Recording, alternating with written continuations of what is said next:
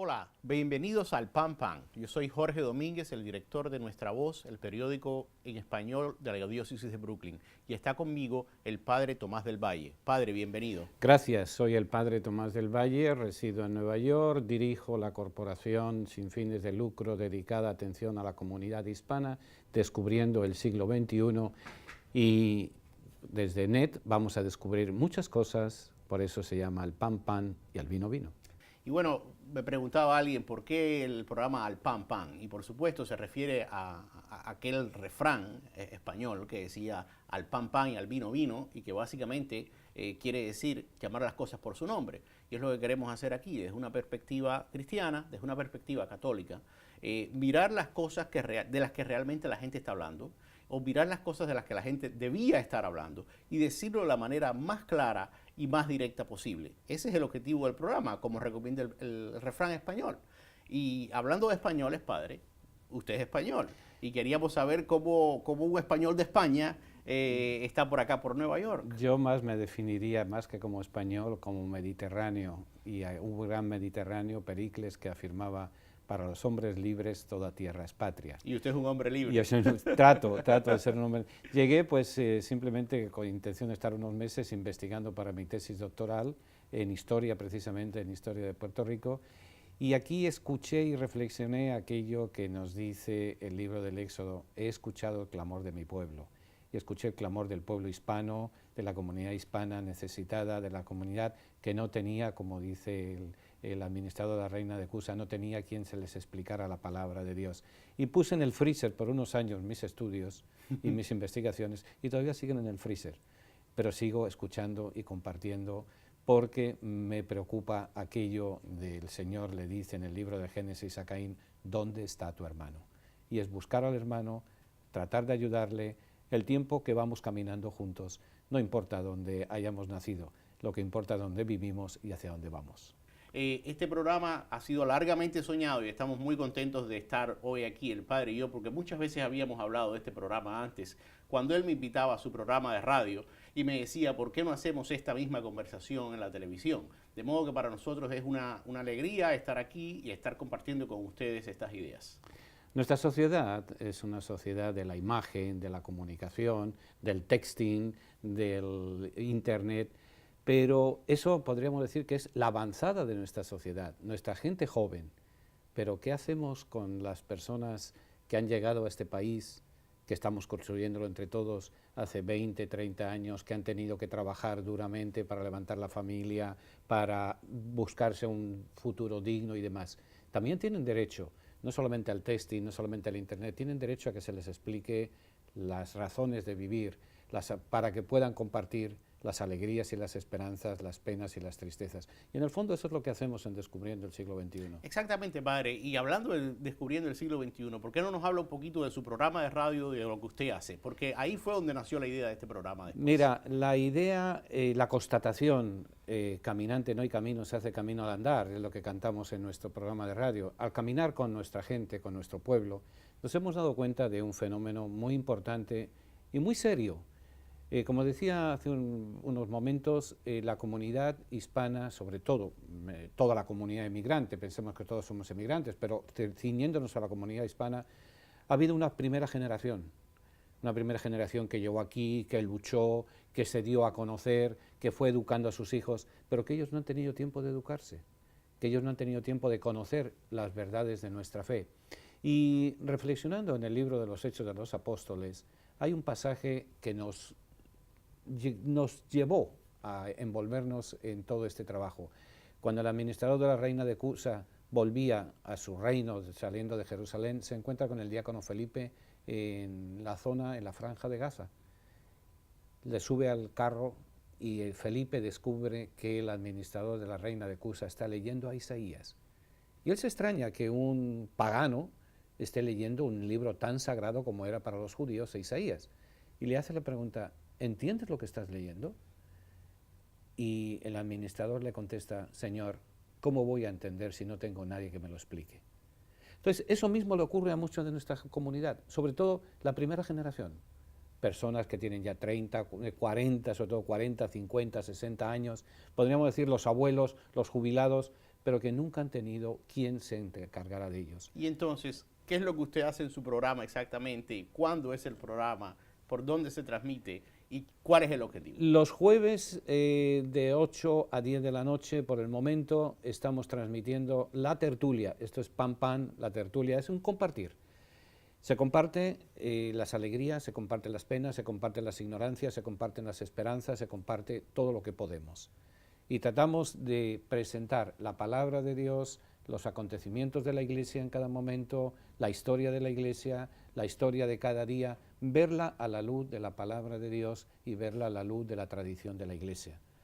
Y cosas sencillas, porque recuerdo en ese sentido también una experiencia que cuenta San Juan Bosco, el fundador de los salesianos y el patrón, por otro lado, de la cinematografía y patrón de la buena prensa junto con San Francisco de Sales. Y San Juan Bosco, siendo joven sacerdote, tenía unas grandes ínfulas, como tenemos los jóvenes, cuando somos jóvenes sacerdotes recién ordenados. En una actividad, en una misa que tuvo con sus jóvenes, fue una gran solemnidad. A la hora de la comida, con la mamá Margarita, que de hecho está introducida a la causa de beatificación, mamá Margarita le dice: Juan, la misa fue maravillosa. Esos cantos, esa devoción de los niños, esa unción tuya. Y Juan le dice: mamá, ¿y entendiste lo que dije? Ah, no, yo entender no lo entendí nada.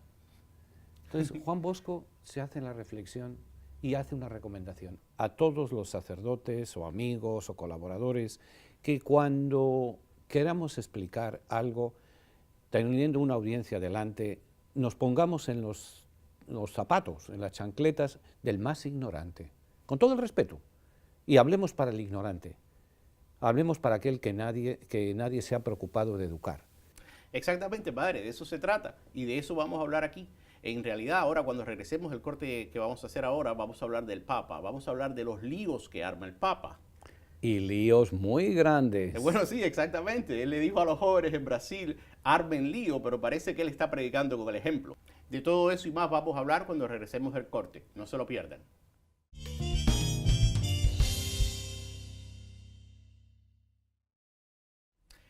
Bienvenidos de vuelta. Aquí estamos al Pan Pan conversando con el padre Tomás del Valle. Y habíamos dicho antes de irnos a la pausa que íbamos a conversar, padre, sobre los líos del Papa. Y todo comenzó, no todo comenzó, pero todo se hizo claro hace 2 años, cuando el Papa en Brasil le dijo a los jóvenes, literalmente: armen lío.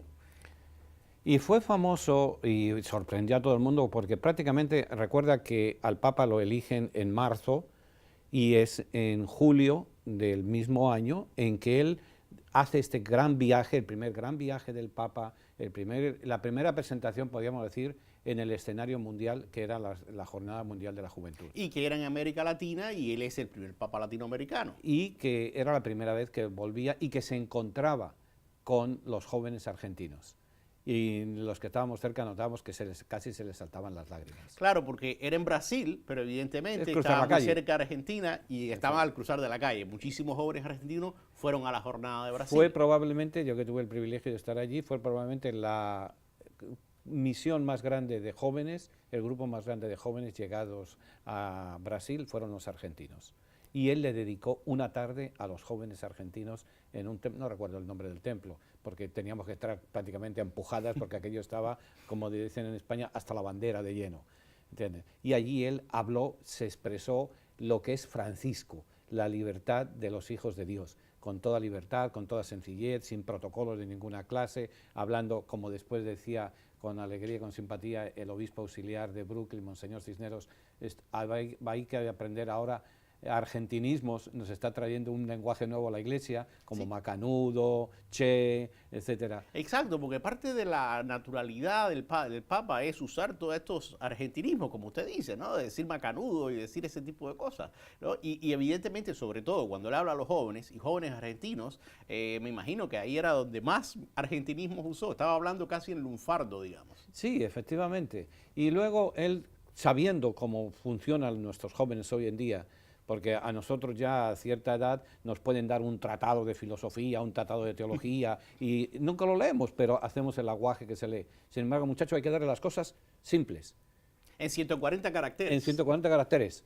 Entonces él le dijo, hagan lío, y para eso simplemente lean el capítulo 25 de San Mateo, con eso tienen suficiente. Y claro, nos picó enseguida la curiosidad cuando llegamos al hotel a buscar el capítulo 25 de San Mateo. Y claro, el capítulo 25 de San Mateo tiene la parábola de los talentos, la parábola de las 10 vírgenes y la parábola del juicio final. La parábola de los talentos, el regalo más grande que Dios nos ha dado es la vida. A cada uno con unos talentos, con unos dones. Y al final de la vida nos va a preguntar, ¿qué hemos hecho con la vida? A Dios no le vayamos después con el cuento de que hemos ido a muchas misas y hay que ir a misas, que hemos rezado muchos rosarios y hay que rezar. Dios nos va a preguntar, te regalé la vida con estos talentos, ¿qué has hecho con ellos? ¿Qué has hecho con ellos? Exacto. La parábola de las 10 vírgenes juega con un ejemplo que para nosotros, andar con una lamparita de aceite, pero hay que ponernos en el contexto en que Jesús habla. El aceite es el producto del olivo. El olivo es el regalo, según la mitología griega, el regalo de la diosa Atenea. Pelearon Atenea y pelearon el dios del mar y Neptuno, no, Poseidón. Poseidón en la mitología griega, claro. Neptuno en la mitología romana. Poseidón regaló la guerra, Atenea regaló el olivo. Y el olivo es la paz, y el olivo es el aceite, y el olivo es la suavidad. Y todo eso está contenido inserto en el simbolismo de la parábola de las vírgenes tenemos prudentes. que pensar una cosa muy importante. Jesús predicó en arameo y en hebreo, pero nos ha llegado su mensaje en griego. Y pasado por la cultura griega de esa época. Y por esa cultura griega de esa época. Todavía hoy en día recuerdo cuando el viaje del Papa Francisco a Israel hace 1 año y pico, 2 años, conversando con una persona, con una profesora en Israel, le contaba el caso del aceite y me decía, es que el aceite para nosotros, en la cultura semita, en la cultura mediterránea, en la cultura griega, en todo este entorno, el aceite es la suavidad, el aceite es la luz, el aceite es la sabiduría, el aceite es saber tomar decisiones, y la prueba decía, cuando Noé nos cuenta el libro del Génesis al terminar el diluvio, ¿con qué viene la paloma? Con una rama de olivo. Con una rama de olivo. Y por eso es el símbolo de la paz. Pero lo curioso, padre, es que todas esas cosas que tú estás diciendo, todo ese trasfondo que es complejo y que es riquísimo, el Papa lo logra dar de una manera muy simple, y ese es su talento, ese es su genio. Armen lío. Armen lío. Y luego la otra parábola que aparece en el capítulo 25 de San Mateo, el juicio final. No nos va a decir, bienvenidos al cielo porque han hecho muchas catedrales, han hecho muchas... Bienvenidos porque dieron de comer, dieron de beber, visitaron al enfermo, visitaron al preso y se preocuparon del emigrante. Él le dice el forastero. En el fondo es el emigrante. El emigrante, exactamente. Y prácticamente, como decía nuestro poeta nicaragüense Rubén Darío, los únicos que se mueren en el mismo sitio que nacen son los árboles. Así que todos de una forma u otra somos emigrantes. Exactamente, y nosotros los cristianos, nosotros sabemos que somos emigrantes en la tierra, que este no es nuestro lugar, este es un peregrinaje. O sea, que eso también está dentro de la teología cristiana. Todos somos emigrantes, todos somos presos, porque el preso no es solamente el que está en la cárcel. Yo que tengo el privilegio de visitar ciertas cárceles de vez en siempre que puedo, hay muchos presos solos, hay muchos hambrientos, no solamente de pan. Exactamente. Hay muchos sedientos, y eso es ese reto. Vivir los valores que Dios nos ha dado, tener la luz que nos vaya iluminando y saber tomar las decisiones con sensatez y sabiduría, las que nos va marcando la palabra de Dios, y reconocer el rostro de Dios en el rostro de nuestro hermano y en sus necesidades. Ese es el lío que Francisco quiere que hagamos. Exacto. Y Francisco, como decíamos al principio, predica con el ejemplo. Porque Francisco él mismo arma líos y recientemente armó un lío inmenso. Cuando en una reunión... el primer lío fue ya su pontificado. ¿Cómo lo empezó? Exactamente, pero quiero decir que me refería a un lío muy reciente, y es el lío de los matrimonios. Cuando en esta reunión de las familias en Italia, el Papa dijo, hablando sin papeles, la gran mayoría, decía en italiano, la gran mayoría de los matrimonios sacramentales son inválidos, y se armó el gran lío. Porque Francisco está predicando desde la experiencia pastoral. No está predicando desde un gabinete de teología, desde una cátedra de teología, sino del vivir de cada día. Exactamente. Y los que trabajamos, sentimos, vivimos, palpamos, caminamos con la gente, nos damos cuenta que efectivamente tiene toda la razón. Exactamente, decía alguien después en un artículo, el Papa no estaba definiendo nada, el Papa estaba haciendo una constatación de la realidad. Una constatación de la realidad, una constatación que cualquier párroco, cualquier sacerdote con cura de almas se da cuenta y lo puede suscribir perfectamente. Sin embargo, padre, después en el documento oficial de esa plática del Papa, se cambió la expresión, la gran mayoría por muchos, porque decía que con autorización del Santo Padre, por supuesto, pero decía muchos matrimonios. Pero realmente, ¿a dónde iba Francisco con esto, con esta provocación, con este lío? Era precisamente a llamarnos la atención, pero sobre todo a constatar realidades, porque muchas veces nos pasa en la Iglesia la historia del medieval del rey que andaba desnudo. No sé si conoces esa historia brevemente. Claro. Entonces queremos pensar y queremos ignorar la realidad. Y él ha dicho, la realidad es esta. El matrimonio es un sacramento, y un sacramento es, como dice la palabra, momento sagrado, en que Dios se hace presente en la formación de una familia. Habría que preguntarle con todo el respeto a un montón de parejas que ¿se están casando porque saben que es el momento sagrado de Dios?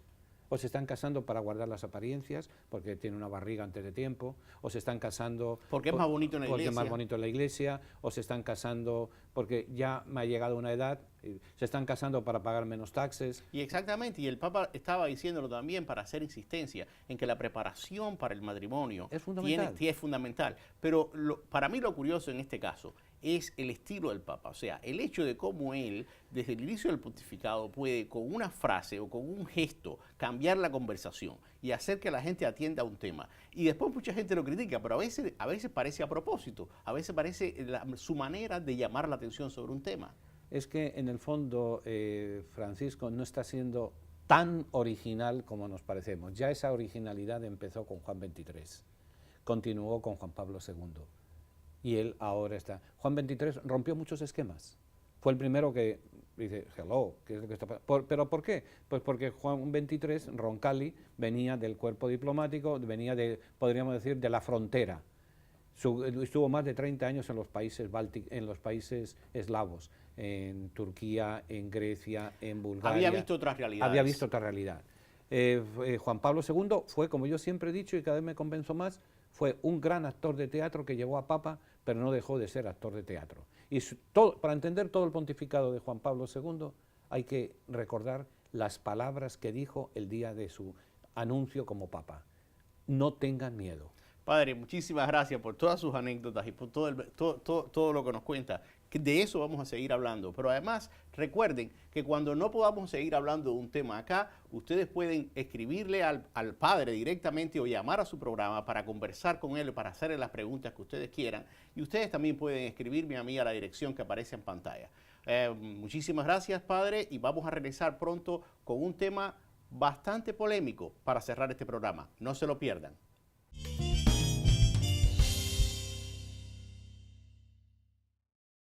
Hola y bienvenidos de vuelta, gracias por estar con nosotros. Y Padre, estábamos hablando y hemos estado hablando de los líos de Francisco, de los líos que el Papa arma. Y habíamos hablado, como usted decía, de Brasil y de cuando le dijo a los jóvenes armen líos, pero el Papa había empezado desde antes, porque el primer gran lío quizás había sido cuando él dijo, refiriéndose al tema de los gays, ¿quién soy yo para juzgar? Y eso fue un gran lío, ¿no? Efectivamente, fue la primera vez que un papa públicamente y oficialmente dijo una frase como esa, ¿quién soy yo para juzgar?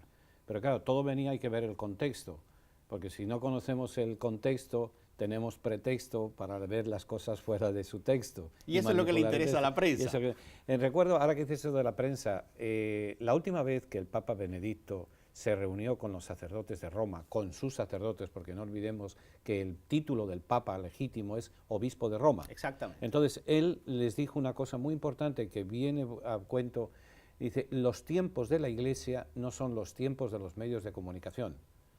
Y entonces la Iglesia tiene una trayectoria de 2000 años de historia, de 2000 años de presencia del Evangelio, y ha ido colocando sus bendiciones, sus maldiciones, sus cosas en su momento adecuado. No estamos trabajando por los ratings de esta semana. No estamos por los ratings. Sino estamos pensando en términos entonces, de eternidad. Muchas veces se saca de contexto muchas cosas, y uno de los temas de contexto que se sacó fuera de contexto fue cuando le preguntaron, bueno, ¿y cuál es la opinión de la Iglesia sobre los homosexuales?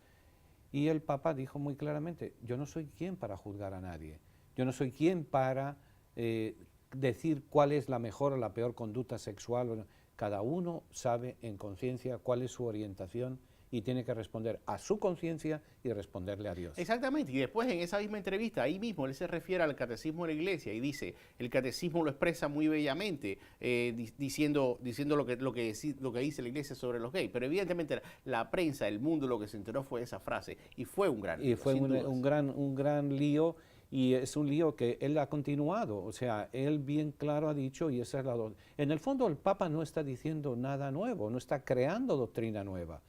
Está poniéndolo en la luz de hoy en día, en el lenguaje que tú y yo y que nuestro público escucha, en el lenguaje de cada día, la teología, la tradición de la Iglesia sobre la homosexualidad, sobre el matrimonio, sobre el trato de los emigrantes, o sea, la misericordia, está poniéndonos al día. Exactamente, y recientemente él volvió al tema después de un hecho terrible que fueron el asesinato múltiple en Orlando, en una discoteca gay donde fueron asesinadas 49 personas.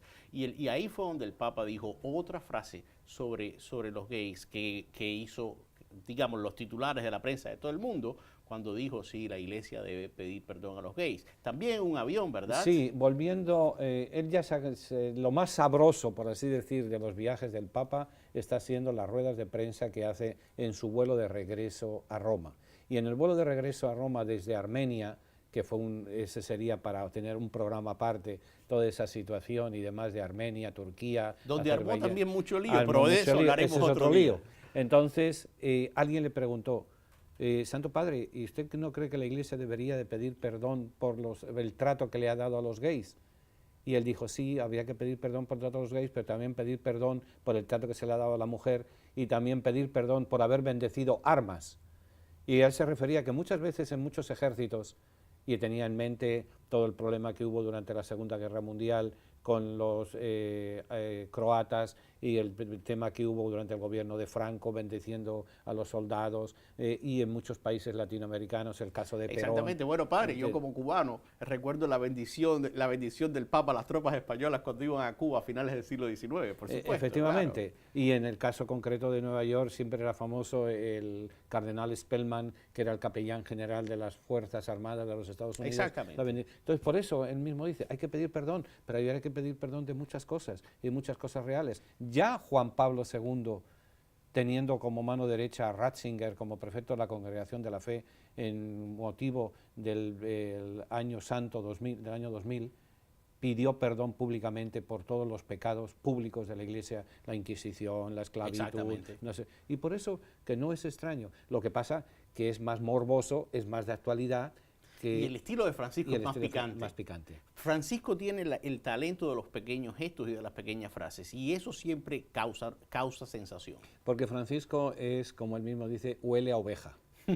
Francisco es de los que se ha mezclado con el pueblo, de lo que sabe en España decimos, sabe lo que vale un peine. Yo nunca he sabido por qué dicen eso, pero siempre sale en ese sentido. Ha vivido la realidad pastoral de cada día. Con todo el respeto a Juan Pablo II, con todo el respeto a Benedicto XVI. Por ejemplo, Benedicto XVI nunca fue párroco en su vida. Claro.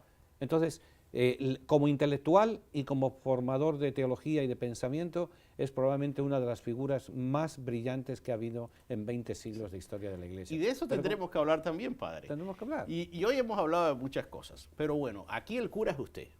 Y usted es el que nos va a decir ahora, de todas estas cosas que hemos conversado, de todos estos temas políticos que hemos conversado, ¿qué es lo que los televidentes se deben llevar a casa, se deben llevar a la almohada? Se deben llevar primero, siguiendo la frase de Papa Francisco, no somos quienes para juzgar a nadie. El único que juzga es Dios, y Dios juzga con otros criterios distintos de los nuestros. Segundo, tenemos que ir conociendo cada vez más la Sagrada Escritura. Aquí cabría la frase de San Gregorio Nacianceno, cuando rezamos hablamos con Dios, cuando leemos su palabra, Dios habla con nosotros. Pero entonces no conocemos la palabra de Dios. No conocemos, por ejemplo, cuando él decía, al formar líos, lean el capítulo 25 de San Mateo.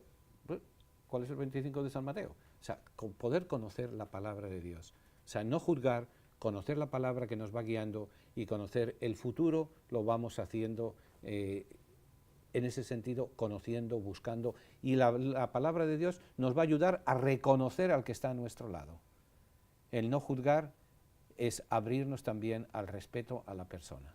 Y eso es parte del Evangelio y es parte, sobre todo, del Concilio Vaticano II, que es, pues, después de la palabra de Dios, después tendríamos que tener en la cabecera de nuestra mesa de estudio y de reflexión los documentos del concilio, porque es la lectura de la palabra de Dios pensada para el creyente del tercer milenio del siglo XXI. Muchísimas gracias, Padre. Y como hemos dicho, hay muchos temas más que tratar. Y como hemos dicho antes, las preguntas y los temas que las personas quieran tratar, pueden escribirnos, le pueden escribir a usted o a su programa de radio, o me pueden escribir a mí, al periódico, para decirnos qué temas deberíamos tratar aquí. Muchísimas gracias, de verdad, muchísimas gracias por sus enseñanzas y esperamos que ustedes hayan disfrutado el programa y esperamos que nos vuelvan a sintonizar la próxima semana. Recuerden, aquí decimos las cosas al pan pan. Muchísimas gracias.